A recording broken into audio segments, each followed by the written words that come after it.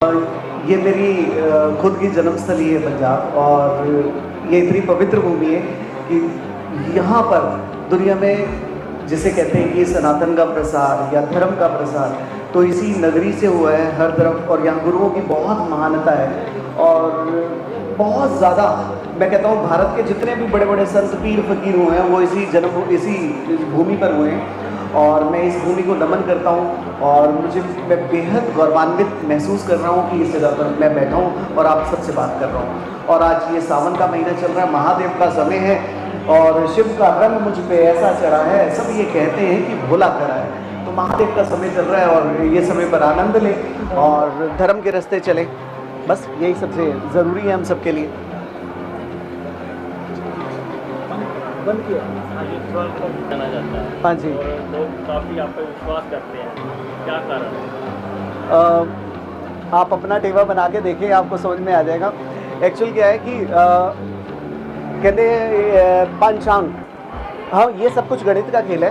पंचांग से कुंडली बनती है, पंचांग से कुंडली बनती है, लेकिन उसकी गणना और उसकी प्रेडिक्शन पारस भाई करता है। तो जब पारस भाई प्रेडिक्शन करता है तो एकदम एग्जैक्ट फिगर आती है और एक सिस्टमेटिक एक सिस्टम होता है। क्योंकि जितने दूसरे लोग कुंडलियों के ऊपर काम करते हैं ना, वो कुंडलियाँ करते हैं वो पुराने समय के पे काम करते हैं। और पवित्र सूर्य कुंडली आधुनिक भारत और वैदिक भारत का एक समावेश है जो कि सबसे खूबसूरत है। और मैं सिर्फ इतना सा कहता हूँ कि बना के देखिए। वो कहते हैं पंजाबी से एक कहावत है, नैया बाल किन्ने कहता जब कट्टणगे तब तेरे अगे आ जाएंगे। तो जब आप बनाते हैं तो आपको समझ में आ जाता है कि क्या है। जय माता दी। आप महाराष्ट्र में आप एक नया यात्रा निकाल रहे हैं। हाँ जी, और नशा जो बच्चे ले रहे हैं उसके लिए भी आप कर रहे हैं, उसके बारे में मैं ऐसा कुछ भी मेरे में इतनी हिम्मत नहीं है कि मैं न्याय यात्रा निकाल पाऊँ या नशे के लिए।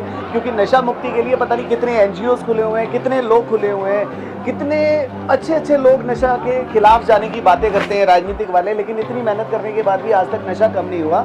लेकिन मैं एक छोटा सा प्रयास करना चाहता हूँ, क्योंकि बीच में मैंने बहुत सारे दुखों को देखा, बहुत सारी परेशानियों को मैंने झेला है और इस सिस्टम की एक प्रणाली को भी बहुत पास से देखा है मैंने। तो मैं कोशिश कर रहा हूँ और आप बहुत जल्दी देखेंगे एक छोटी सी न्याय यात्रा और धर्म यात्रा जो कि सनातन सिखी के प्रचार के लिए है। और सेकंड थिंग, जो लोग बच्चे नशे के अंदर है, नशा मुक्ति के लिए उन बच्चों के हम घर तक पहुँचे। नशा क्यों करते हैं और उस नशे से कैसे छुड़वाया जाए, एक ग्रहों के हिसाब से, एक सिस्टमेटिक तरीके के हिसाब से वो किया जाए।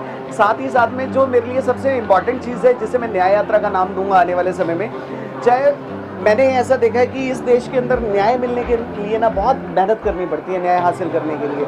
तो मैं उस हर गरीब तबके से, चाहे वो जात पात कोई भी हो, चाहे वो स्वर्ण हिंदू हो, चाहे वो सिखी के अंदर हो, चाहे वो किसी भी कास्ट से हो, मैं उसके हर किसी के घर पे जाना चाहता हूँ कि जिसे न्याय नहीं मिला, पारस परिवार उसके साथ खड़ा होना चाहता है। और उसके लिए एक यात्रा हम बहुत जल्दी निकालेंगे आप सबको लेकर, और बहुत जल्दी आपको हम उसमें शामिल करेंगे और कोशिश करेंगे कि ये न्याय और धर्म यात्रा सबके जीवन में परिवर्तन लाए और हम इस समाज से कुछ अच्छा कर पाए, जरा सा अच्छा कर पाए, कोशिश रहेगी।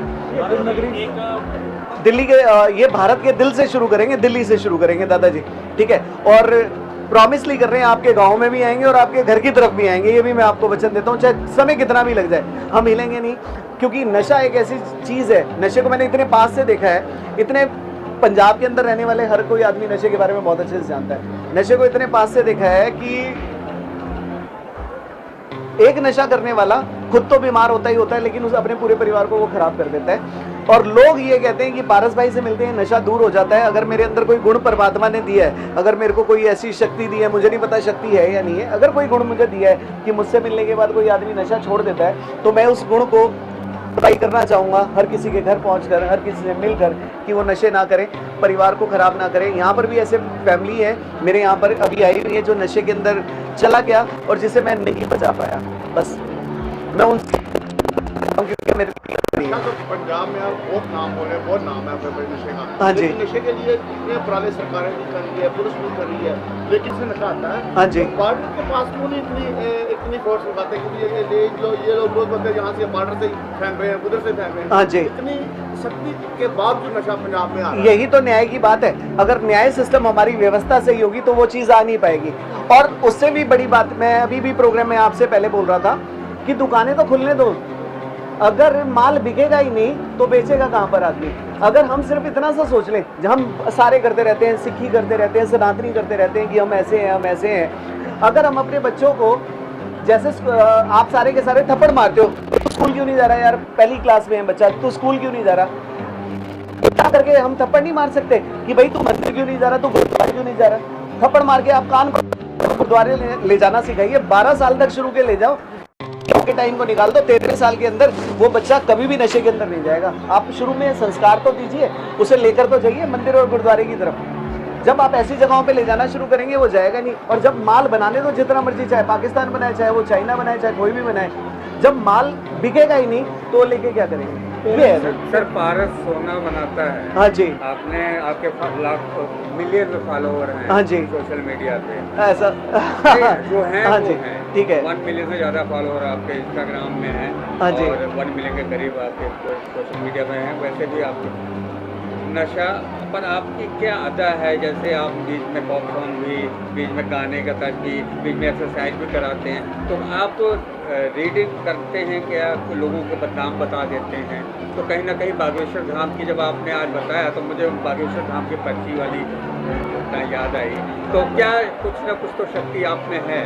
नहीं, ऐसा मेरे में इतनी शक्तियाँ नहीं है, इस बात को भूल जाइए, मेरे में ऐसी शक्तियाँ नहीं है। लेकिन और लेकिन गणना करने के अंदर प्रेडिक्शन देने के अंदर 12 घर और 9 ग्रह, इसके ऊपर मैं कुछ ज़्यादा बोलना नहीं चाहता। शकुनी का नाम सुना था आपने, ठीक है, महाभारत के, उनके पास पासे होते हैं, वो जो पासा फेंकते हैं वही आता है। तो मेरे सारे भाइयों 12 घर और 9 ग्रह मिलेंगे, उतनी ज़्यादा चीज़ों को आप सीखेंगे।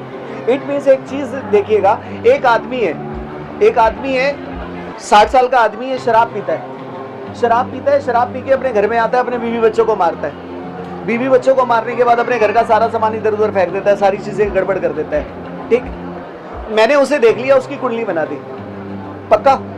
लेकिन और लेकिन उसकी कुंडली बनाने के बाद 60 साल के लिए वो जो आदमी है, उस आदमी को मैंने देखा। अब मैं क्या करूं कि पहले मैं भी शराब पीऊं, बीवी बच्चों को मारूं, घर के बर्तन तोड़ूं?